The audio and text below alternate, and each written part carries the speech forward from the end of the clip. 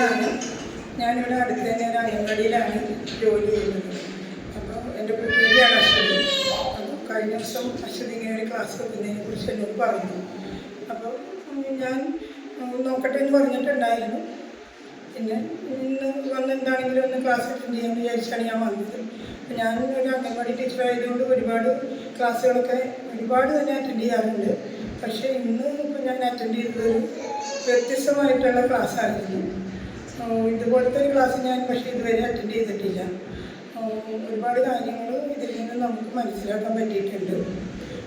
അപ്പോൾ നമ്മുടെ അംഗൻവാടിയിൽ വരുന്ന കുട്ടികൾക്കും എൻ്റെ ജീവിതത്തിലും നമുക്ക് കുറേ കാര്യങ്ങൾ പറഞ്ഞു കൊടുക്കാൻ പറ്റുമെന്നാണ് ഇപ്പോൾ ക്ലാസ് കഴിഞ്ഞപ്പോൾ എനിക്കതിൽ നിന്ന് ഒരു തീരുമാനമെടുക്കാൻ പറ്റിയിരിക്കുന്നത്. ആദ്യം തന്നെ എന്നെ കുറച്ച് മാറ്റാനൊക്കെ ഉണ്ട്.